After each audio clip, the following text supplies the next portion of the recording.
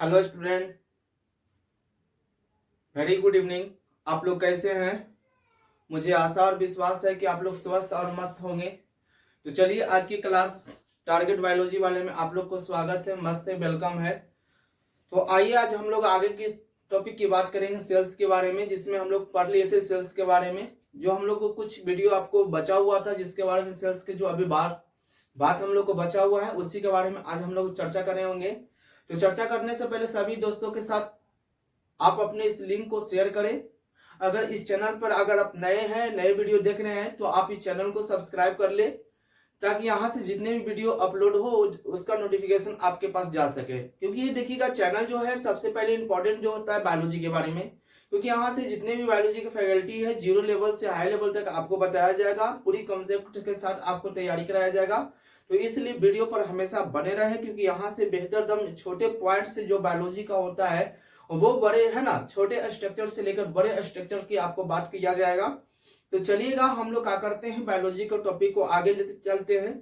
और आगे चलने से पहले बस आप लोग से एक रिक्वेस्ट गुजारिश है कि आप लोग बस वीडियो को शेयर जबरदस्त तरीके से कीजिए और कमेंट में आप जरूर लिखिए। कमेंट में जो आपको इच्छा लगता है कहना, या नेक्स्ट पार्ट के लिए या किसी तरह का सुझाव के लिए, तो आप कमेंट बिंदास कर सकते हैं, क्योंकि यहाँ से हम सभी को कमेंट यहाँ से पढ़ते हैं। क्योंकि कमेंट देखने से यह होता है, पता चलता है कि स्टूडेंट किस लेवल पर किस टॉपिक के बारे में पूछना चाहते हैं, किस टॉपिक के बारे में यानी बात करना चाहते हैं, ताकि मुझे यहाँ से भी पता हो सके, है ना, हो जाता है। तो चलिए, हम लोग देरी ना करते हुए हम अपने टॉपिक को फर्स्ट ले चलते हैं, जिसमें अगर हम पीछे की क्लास में हम लोग बात कर लिए थे, तो जितने सेल्स के जो टॉपिक होता है कोशिका झिल्ली के बारे में हम लोग पूरी बात कर लिए थे। अगर आप पीछे की क्लास ना देखे हो तो प्लेलिस्ट में वीडियो पड़ा हुआ है, वहां से जाकर आप वीडियो को देखिए, आराम से देखिए, क्योंकि हर एक टॉपिक पे आपसे चर्चा किया जा रहा है। तो आज हम लोग बहुत अच्छे से टॉपिक लेकर आपके साथ आए हैं, सेल्स को आगे बढ़ाए हैं, जिसका नाम है, आप देख रहे होंगे स्क्रीन पर, जिसमें सबसे टॉपिक है, अगर पीछे क्लास में हम लोग बात किए थे कोशिका झिल्ली के बारे में, जो आप देख रहे होंगे, ये पूरा टोटल जो आपका क्या है यहाँ से आपको मिलेगा, ये आपका पूरा है कोशिका झिल्ली है। ये आपका क्या है, कोशिका, ये आपका कोशिका झिल्ली हो गया, ये आपका क्या हो गया, कोशिका झिल्ली है ना, ये आपका हो गया कोशिका झिल्ली हो गया। और कोशिका झिल्ली के ऊपर से देखिएगा, यही आपका क्या है, इस प्रकार से आपको मिलेगा, जिसका नाम है कोशिका भित्ति। इसका नाम क्या है आपको, कोशिका भित्ति, जिसके बारे में ऑलरेडी हम बात कर चुके हैं। ये आपका हो गया कोशिका भित्ति, ये आपका क्या हो गया, कोशिका भित्ति हो गया। ये आपका क्या हो गया, कोशिका भित्ति हो गया, जिससे कि पीछे की क्लास में हम लोग बात कर लिए थे कि देखिएगा कोशिका झिल्ली के बारे में, कि कोशिका झिल्ली एक बॉक्स की तरह है। और उसके बाद जो देख रहे होंगे कि आपको जो है कोशिका भित्ति है, और कोशिका भित्ति के अंदर सभी एक्सॉब होते हैं, जैसे माइटोकॉन्ड्रिया, गोल्जी कैट यानी राइबोसोम, एंडोप्लाज्मिक रेटिकुलम, राजधानी है ना, लाइसोसोम है ना, सेंट्रोसोम, जितने भी हम लोग को टॉपिक है सब एक प्रकार से किस्में हैं, पर सबका हम लोग काम देख लिए थे। माइटोकॉन्ड्रिया के क्या काम है, एंडोप्लाज्मी के क्या काम है ना, राइबोसोम के क्या काम है, लाइसोसोम के क्या काम है, केंद्रक के क्या काम है, टोटल हम लोग क्या कर दिए, एक्सोम निचोड़ हम आपको बात दे दिए हैं। तो आप पीछे की क्लास जरूर देखें, पीछे की वीडियो जरूर देखें, क्योंकि इससे आपको पता चलेगा कि इसके अंदर जो भी है वो क्या है। तो आज हम लोग सबसे अच्छे टॉपिक पे बात कर रहे हैं, जिसका नाम है सिलिया यानी फ्लेजेला, यानी सिलिया या फ्लेजेला की बात करेंगे। तो सिलिया और फ्लेजेला क्या होता है, तो सिलिया और फ्लेजेला में देख रहे होगे कि ये सब आपको जो दिख रहा होगा ना, ये चारों तरफ से होते हैं, है ना। पिक्चर में कुछ स्ट्रक्चर में बस 2-3 गो के ही लगाए, लेकिन पूरी तरह से एक्सॉब से घिरा हुआ रहता है, जिसमें आपको दो तरह का दिख रहा होगा, एक छोटा जो है और एक बड़ा है। जो छोटा छोटा आपको रहता है ना, वो सिलिया होता है, और जो बड़ा होता है वो फ्लेजेला होता है। बट लेकिन ये होता क्या है, देखिएगा कि सिलिया जो होता है, हमारा सेल्स जो होता है, जब हम लोग दौड़ते हैं या चलते हैं या कुछ काम करते हैं, कुछ वर्क करते हैं, तो हमारा सेल्स करता है, हिलते डुलते रहता है, जिसके कारण हिलते डुलते रहता है। इसके अंदर जो होता है रसधानी भरा हुआ रहता है, तो ये रसधानी तो एक दूसरे को टकराने नहीं देता है, बट लेकिन अगर जब चलते हैं हम लोग, कुछ काम करते हैं, कुछ वर्क करते हैं, तो कोशिका आपस में क्या करता है, हिलते रहता है। और इसी हिलने को रोकने के लिए, अस्थायी रूप से रुकने के लिए, ये हमारा सिलिया और फ्लेजेला काम करता है। यानी सेल्स को हिलने डुलने नहीं देता। जितने भी हम लोग कुछ भी वर्क करते हैं, जितने काम करते हैं, जैसे हम आप लोग को बोल रहे हैं, जैसे मेरा हाथ इस तरह से हो रहा है, ऐसे से हो रहा है, तो ये सब इसके अंदर जो सेल्स जो होता है उसको एक जगह काम करने के कौन काम करता है, एक जगह स्थगित रखने के काम कौन करता है, जिसका नाम है सिलिया और फ्लैजेला। ठीक है, तो सिलिया और फ्लैजेला का आपको तो मुख्य रूप से काम पता चल गया कि इस कोशिका को हिलने डुलने नहीं देता है। और सिलिया का जो आकार हम आप लोग से बताएं तो सिलिया का जो आकार होता है एकदम बाल संरचना का होता है, जैसे बाल देख रहे हो ना, उसी तरह से जो होता है सिलिया और फ्लैजेला का आकार होता है। क्लियर हुआ? तो यहाँ पर ध्यान दीजिएगा कि सिलिया और फ्लैजेला का मतलब समझ में आ गया कि सिलिया क्या काम करता है। उसके बाद सिलिया जो होता है वो सिलिया या फ्लैजेला जो होता है वो बाल संरचना का होता है। पूछेगा कि सिलिया और फ्लैजेला क्या होता है, बाल संरचना का होता है, यानी हेयर लाइक स्ट्रक्चर होता है, हेयर लाइक स्ट्रक्चर होता है, बाल संरचना का होता है। एकदम ध्यान दीजिएगा टॉपिक पे, एकदम क्या होता है, सिलिया जो होता है हेयर लाइक स्ट्रक्चर का होता है, और ये जो होता है सेल्स के आउट पार्ट का है, यानी बाहरी हिस्सा होता है, सेल्स के ये बाहरी भाग में होता है। देख रहे होगे आप लोग कि सेल्स के बाहरी भाग में होता है, आउट पार्ट होता है, और ये क्या करता है कि सिलिया को जो गति करता है, गति को क्या करता है, रोकता है, यानी हिलने डुलने नहीं देता है। इसका यही काम है कि इस कोशिका को हिलने डुलने नहीं देता है। तो यही करता है कि मोशन और फीडिंग का, यानी एक जगह पर स्थगित रखने का, फीडिंग रखने का, एकदम सही स्थगित रखने का, एक जगह पर रखने के काम कौन करता है, जिसका नाम है सेल्स कोशिका। ये क्या करता है, ध्यान दीजिएगा कि सिलिया जो होता है और फ्लैजेला होता है, यानी देखिएगा कि फ्लैजेला जो होता है वो बड़ा होता है, जो देख रहे होगे आप कि जो बड़ा बड़ा जो आपको देख रहा होगा ये फ्लैजेला होता है, और छोटे छोटे जो होता है वो सिलिया होता है। यही काम क्या करता है, सिलिया और फ्लैजेला क्या करता है कि वो क्या करता है, यानी सिलिया और फ्लैजेला जो होता है सिलिया की मदद से क्या करता है, मोशन प्रदान करता है। और ये जैसे मान के चलो स्पर्म में, शुक्राणु में बात करते हैं कि जब शुक्राणु जब चलता है तो गति करता है, शुक्राणु स्पीड गति करता है, शुक्राणु स्पर्म पुरुष में जो स्पर्म होता है वो गति करता है, वो किसके मदद से करता है, यानी फ्लैजेला और सिलिया की मदद से क्या करता है, वो गति करता है, लेकिन एक नियंत्रण गति करता है। ये नहीं कि कभी इधर गया, कभी इधर गया, कभी उधर गया, नहीं, उसका जिस मार्ग से जाना होता है ना उसी मार्ग से जाता है, और वही पहुंचाने के कौन काम करता है, जिसका नाम है यानी सिलिया और फ्लैजेला। तो ये आपको टॉपिक क्लियर हो गया। और सिलिया और फ्लैजेला जो होता है, ये सिलिया और फ्लैजेला जो होता है सिर्फ एनिमल में पाया जाता है, प्लांट्स में नहीं पाया जाता है। सबसे इंपॉर्टेंट टॉपिक याद रखिएगा कि सिलिया या फ्लैजेला किसमें सिर्फ पाया जाता है, तो वो सिर्फ किसमें पाया जाता है, एनिमल में पाया जाता है, एनिमल्स में पाया जाता है, जंतु में पाया जाता है, पादप में नहीं पाया जाता है। तो आप इसको एकदम बड़े गौर से ध्यान दीजिएगा। तो ये आपको सिलिया और फ्लैजेला समझ में आ गया कि सिलिया और फ्लैजेला क्या करता है। उसके बाद हम लोग पढ़ेंगे लवक के बारे में या प्लास्टिड के बारे में पढ़ेंगे। प्लास्टिड होता क्या है, प्लास्टिड जो होता है सिर्फ किस में पाया जाता है, प्लांट्स में पाया जाता है, लवक में। ध्यान दीजिएगा ये क्या पाया जाता है, प्लांट्स में। अगर कह देगा कि जीवों का, जंतु का अगर सबसे छोटा जो भाग है वो क्या है, वो क्या है, केंद्रक है। क्या है, केंद्रक है। लेकिन अगर एनिमल में कहेगा तो वो सबसे छोटा क्या है, केंद्रक है। बट लेकिन अगर प्लांट में बोल देगा तो सबसे छोटा क्या है, लवक यानी प्लास्टिड है। क्या है, प्लास्टिड होता है। यह केवल जो होता है वो प्लांट्स में ही पाया जाता है, एनिमल्स में नहीं पाया जाता है।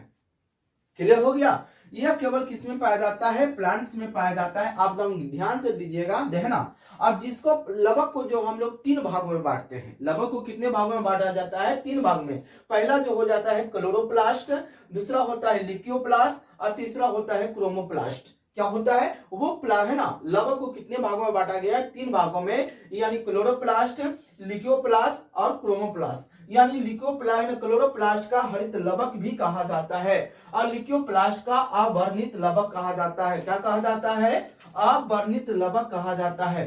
क्या कहा जाता है, अवर्णित लवक कहा जाता है। और क्रोमोप्लास्ट का जो होता है वो क्या कहा जाता है, वर्णित लवक कहा जाता है। क्लियर हुआ इतना कि कितने भागों में बांटा गया, 3 भागों में, क्लोरोप्लास्ट, लिक्योप्लास्ट और क्रोमोप्लास्ट। या हरित लवक, अवर्णित लवक या वर्णित लवक, 3 भागों में बांटा गया है। तो ध्यान दीजिएगा, क्लोरोप्लास्ट जो होता है वो आप गौर से ध्यान से सुनिएगा। क्लोरोप्लास्ट ऑलरेडी आप लोग पढ़ चुके हो, 10th क्लास में भी पढ़ चुके हैं कि क्लोरोप्लास्ट के कारण पत्तियों का रंग हरा होता है। ऐसे हम बट पढ़ाएंगे, प्रकाश संश्लेषण को क्लियर करेंगे। जब प्रकाश संश्लेषण के बारे में पढ़ाएंगे तो हम क्लोरोप्लास्ट के बारे में पूरी तरह से आपसे चर्चा करेंगे। लेकिन इसमें हम लोग क्या देखने वाले हैं, सेल्स के बारे में। तो आइए सेल्स के बारे में ही पहले हम लोग टॉपिक समझो, उसके बाद प्रकाश संश्लेषण में हम पूरी तरह से क्लोरोप्लास्ट की बात करेंगे आपसे। देखिएगा क्लोरोप्लास्ट जो होता है वो किसमें पाया जाता है, जैसे पत्तियां भी हो गया, तना में भी पाया जाता है। तना का भी रंग तो हरा होता है ना। ये क्या करता है, क्या क्लोरोप्लास्ट क्या करता है कि भोजन का निर्माण करता है। बस इसका काम ही है भोजन का निर्माण करना। इसमें दो तरह का आपको मिलेगा, केंद्रक मिलेगा, ध्यान दीजिएगा। कहेंगे इसमें एक जाइलम मिलता है और एक फ्लोएम मिलता है। क्या मिलेगा, जाइलम मिलेगा और फ्लोएम मिलेगा। दोनों को बहुत इंपॉर्टेंट काम है क्लोरोप्लास्ट में, क्योंकि इसमें हम लोग पढ़ेंगे यानी जाइलम और फ्लोएम के बारे में। किसके बारे में, जाइलम और फ्लोएम के बारे में पढ़ेंगे। लेकिन किसमें हम लोग पढ़ेंगे, जब प्रकाश संश्लेषण पढ़ाएंगे तो मिलेगा। ठीक है, तो बस इतना ही याद रखिएगा कि क्लोरोप्लास्ट जो होता है पत्तियों में और तना में होता है, जो क्या करता है, भोजन का निर्माण करता है। किसका निर्माण करता है, भोजन का निर्माण करता है। डन, ध्यान दीजिएगा, ये सिर्फ क्या करता है, भोजन का निर्माण करता है। कौन करता है, क्लोरोप्लास्ट करता है। उसके बाद लिक्योप्लास्ट जो होता है, अवर्णित लवक जो होता है वो किसमें पाया जाता है, जड़ हो गया, है ना, मूल हो गया।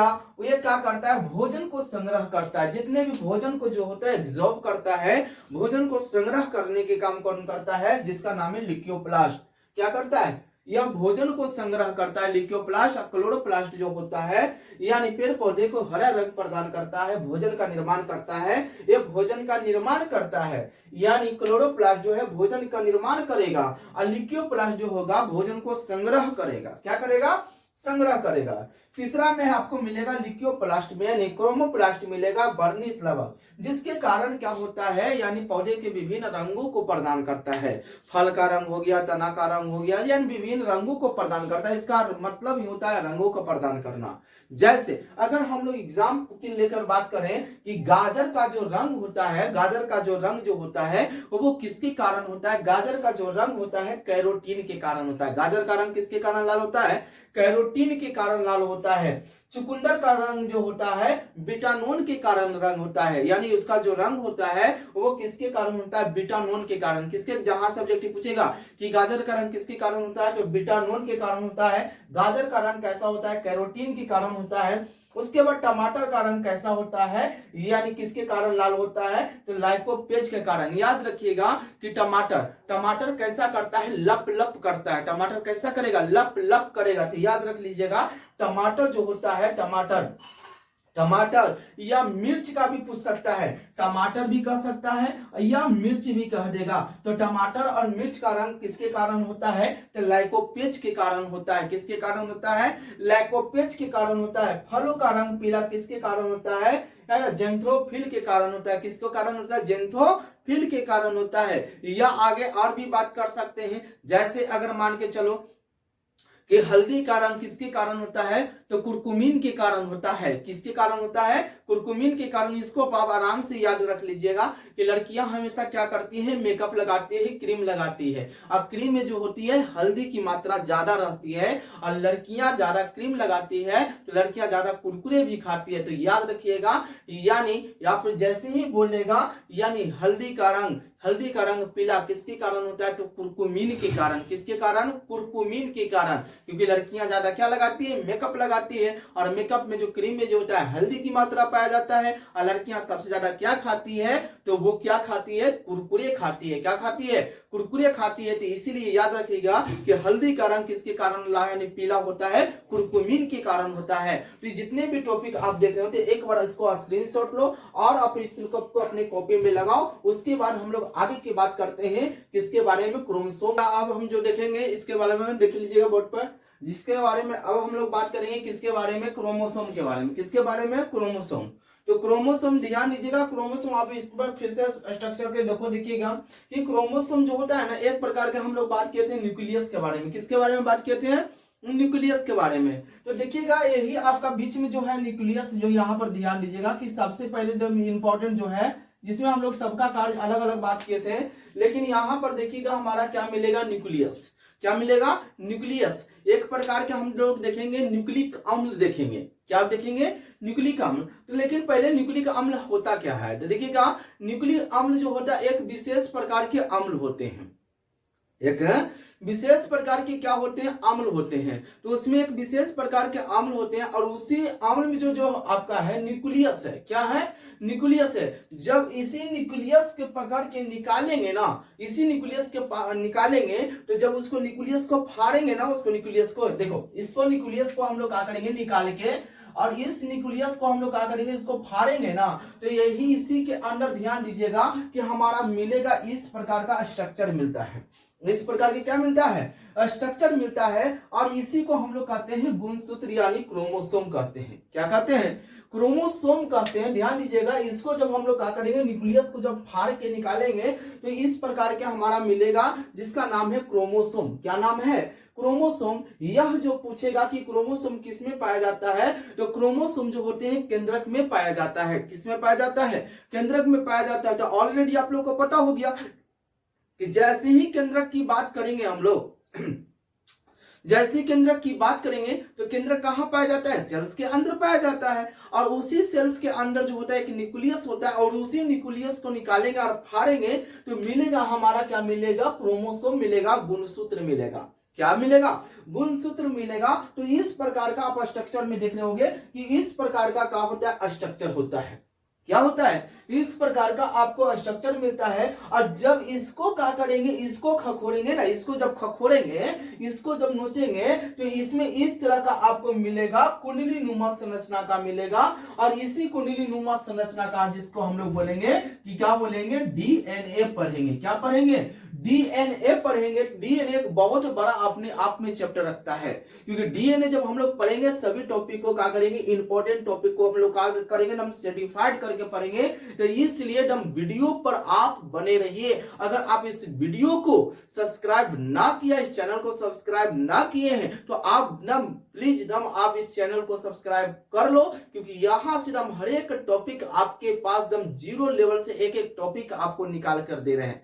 ध्यान दीजिएगा, जब इसी न्यूक्लियस क्या करेंगे, इसी क्रोमोसोम को खगोलेंगे तो इस प्रकार का आपको निकलेगा, जिसका नाम पढ़ेंगे हम लोग डीएनए पढ़ेंगे। क्या पढ़ेंगे, डीएनए पढ़ेंगे। ध्यान दीजिएगा, डीएनए हम आपको पढ़ाएंगे जब सेल्स हमारा खत्म होगा, तो सेल्स के बाद हम आप लोग को चालू करेंगे डीएनए के बारे में ही चालू करने वाले हैं। तो डीएनए के नाम समझने के लिए आप लोग पहले इसको बारीकी से समझो। तो यहां पर इस प्रकार से मिलता है, डीएनए मिलेगा, और डीएनए के अंदर क्या मिलेगा, यानी आरएनए मिलेगा। और आरएनए में हम लोग को क्या मिलेगा, जीन मिलेगा, जो हमारा शरीर का स्ट्रक्चर बनाता है, शरीर का संरचना बनाता है, शरीर का योगदान प्रदान करता है ना। इसके कारण ही क्या करते हैं, हमारा वंश का विकास होता है, हमारा एक पीढ़ी से दूसरे पीढ़ी में स्थानांतरण करता है, आनुवांशिकता का विकास होता है। टोटल पढ़ेंगे हम लोग, किसमें पढ़ेंगे, डीएनए के बारे में पढ़ेंगे। क्लियर, जिसी के बारे में बात करेंगे, वाटसन एंड क्रिक के बारे में बात किए थे, और इसी के खोजकर्ता कौन किए थे, जिनका नाम था वाटसन एंड क्रिक। तो पहले ऑलरेडी इतना बात कीजिए। तो डीएनए मिलेगा, है ना, क्रोमोसोम में क्या मिलेगा, डीएनए मिलेगा, आरएनए मिलेगा, जीन मिलेगा, है ना। जैसे अगर हम लोग बात करते हैं मानव में जो होता है वो गुणसूत्र की संख्या कितना होता है, 46 होता है। जैसे ऑलरेडी देखिएगा कि जोड़ा रूप में होता है। अगर कहेगा, अगर संख्या पूछे तो कितने में होता है, यानी कितने का संख्या में होता है, 46 46 होता है। लेकिन अगर आपसे जोड़ा पूछ देगा तो हम लोग कैसे कहेंगे, 23 जोड़ा। जैसे 23 जोड़ा हम इसको कैसे कह सकते हैं, ध्यान दीजिएगा थोड़ा सा बोर्ड पर। जैसे अगर कह देंगे कि मानव में जो होता है गुणसूत्र होता है, मानव में जो होता है वो 46 होता है। ठीक है, इसको दो भागों में हम लोग डिवाइड करेंगे। जैसे एक हो जाएगा नर हो जाएगा, और दूसरा हो जाएगा मादा हो जाएगा। क्लियर हुआ। तो देखिएगा, तो नर का मतलब स्त्री, ना इसमें भी कितना हो गया, 46 रख लो, और इसमें भी रख लो 46। यानी इसको ऑलरेडी आप ऐसे भी कर सकते हो कि 44 प्लस जो होता है एक्स और वाई पुरुष में होता है, और स्त्री में जो होता है 44 प्लस जो होते हैं एक्स होते हैं। और ध्यान दीजिएगा कि मानव में जो होते हैं गुणसूत्र, स्त्री और पुरुष में जो होते हैं 22 जोड़ा जो होता है गुण समान होता है, ऑलरेडी एक जैसा होता है, अलग अलग नहीं होता, एक जैसा होता है एकदम मानव में। लेकिन चेंजिंग क्या होता है, 2 गो, यानी आपका युग्मक जो होता है वो चेंज होता है। जैसे पुरुष में अगर बात करेंगे तो एक्स और वाई होता है, पुरुष में एक्स और वाई होता है, जो अपने आप में क्या एक प्रकार का क्या है, युग्मक है। क्या है, युग्मक है जो कुछ के रूप में काम करता है, शुक्राणु के रूप में काम करेगा। किसके रूप में करेगा? शुक्राणु के रूप में करेगा।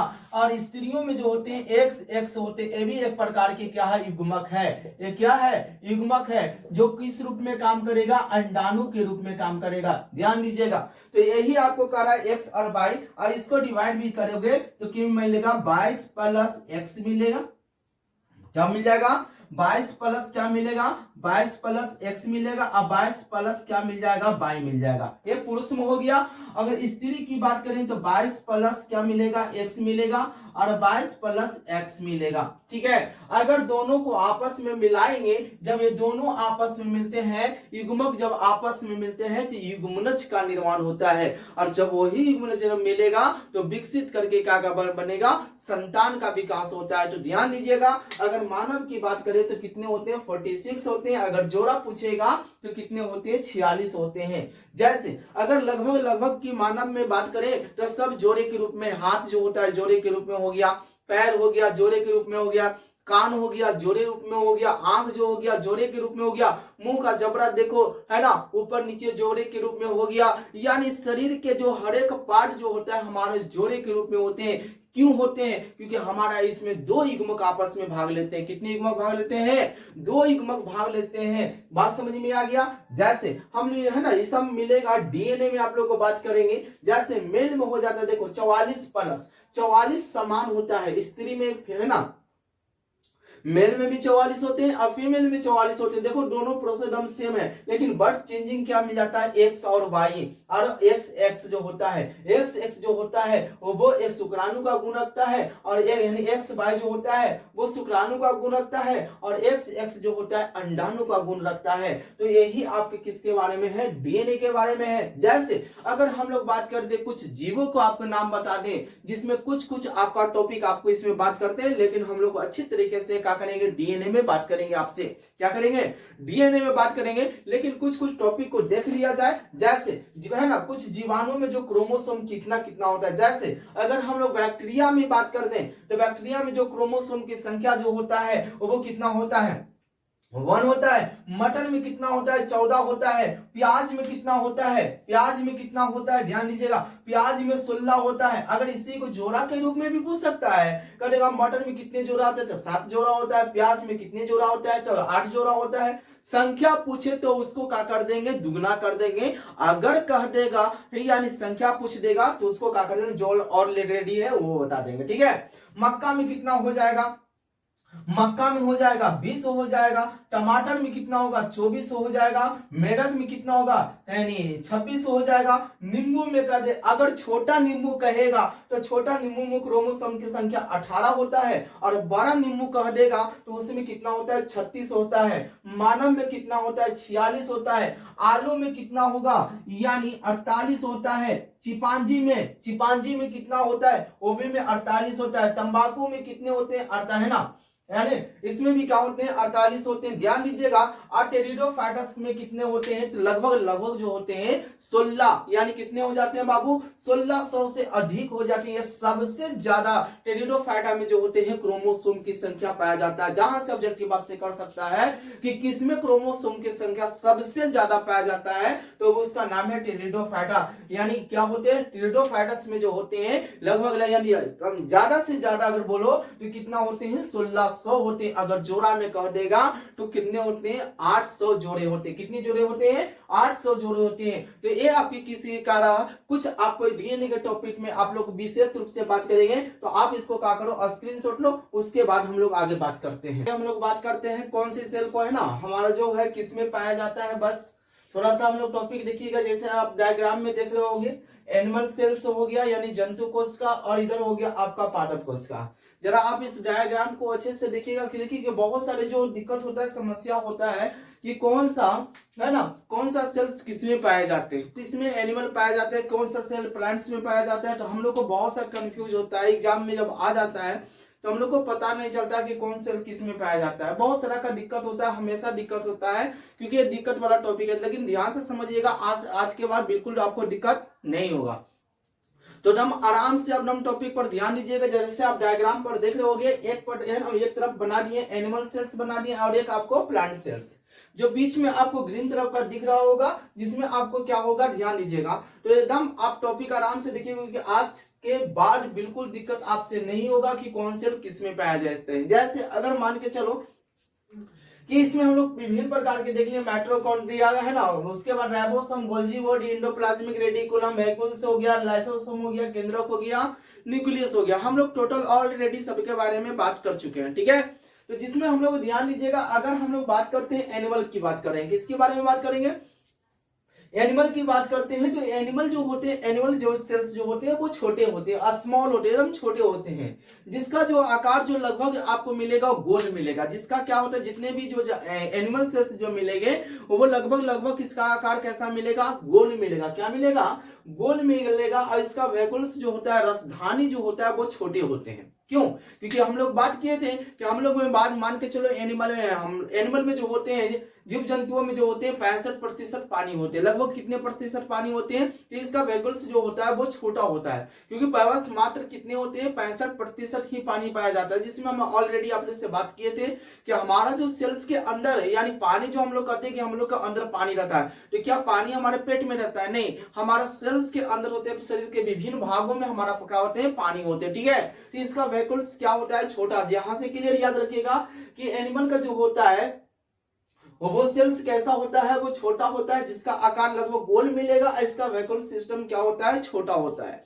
यह जो होता है यानी मानव में, यानी एनिमल में जो होते हैं वो क्या, अभी जस्ट पढ़ा दिए थे सिलिया और फ्लेजला के बारे में आपको। सिलिया और क्या हो गया, इसमें जो होते हैं एनिमल में जो होता है वो सिलिया होता है, फ्लेजला होता है और लाइसोसोम होते हैं। इसी के बारे में हम आप लोग से बात किए थे, लाइसोसोम के बारे में। किसके बारे में, लाइसोसोम के बारे में, जिसमें हम आप लोग को बताया थे कि कोई अगर काम करना बंद कर देते तो लाइसोसोम उसका अपना एसिड निकालता है और उस पर क्या करता है, छिड़क देता है, उसको क्या करता है, मार देता है, ठीक है। अगर सब मिलकर क्या करता है, काम अगर करना बंद कर देता है तो लाइसोसोम खुद को फाड़ देता है और सभी को क्या करता है, मार देता है। इसीलिए लाइसोसोम को आत्महत्या की थैली कहते हैं, जिसको ऑलरेडी हम पढ़ा चुके हैं, ठीक है। इसको आप देख लीजिएगा।